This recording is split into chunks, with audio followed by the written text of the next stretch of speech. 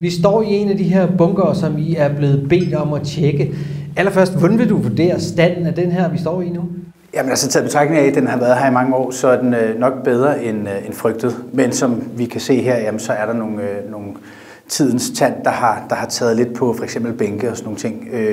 Og ellers så ser den jo sådan set fin ud for hvad den aldersmæssigt har med sig. Herover der kan vi se noget revner i gulvet, og det er egentlig noget, der går hele vejen rundt, hvor vi så herude i siden af dækningsgraven her, jamen der ser det ud som om, at gulvet og selve væggen er sluppet, det vil sige, at gulvet er sunket en lille smule. Her har vi en aflastningsventil i forhold til tryk, altså hvis der kommer noget, som gør, at luften skal kunne komme ud hurtigt, eksplosion og lignende, så åbner den og er med til at aflaste hernede. I er blevet bedt om i sådan et pilotprojekt at se på standen af nogle forskellige bunkere.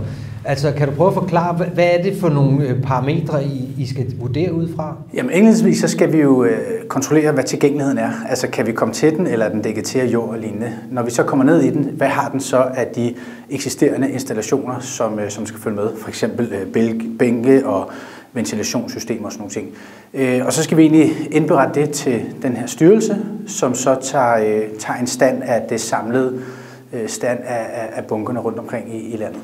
Og det her, det er jo så et rør, der giver luft ind, det vil sige frisk luft ind i bunkeren, så vi hele tiden har noget cirkulation. I Odense alene, der er der cirka 100 bunker, forstår jeg, af den her type, enten de her kuppelformede, eller sådan nogle, der er lidt mere cylinderformede. Og I har omkring 150 i hele dækningsområdet, altså Fyn minus Middelfart. Hvor mange skal I tjekke så? Jamen lige nu er vi blevet bedt om at tjekke 3 af de her betondækningsgrave, og der har vi valgt sådan lidt forskelligt. Både en, der var nem at komme til, og en, der er næsten umulig at komme til.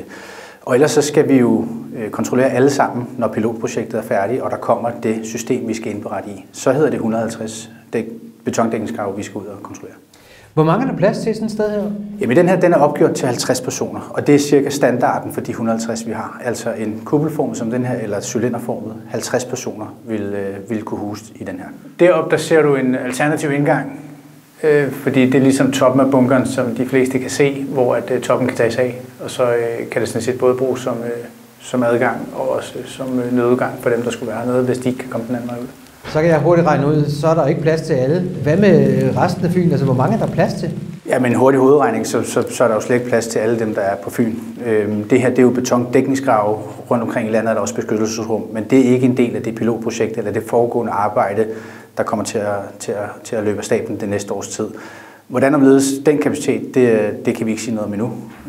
Men det er helt korrekt, at der er ikke nok plads i de her bunker til alle beboere på Fyn. Der er der ikke. Om her der kan vi se, at der er jo beboere hernede i forskellige henseender, blandt andet nogle edderkopper, som er deroppe af, der er et par stykker.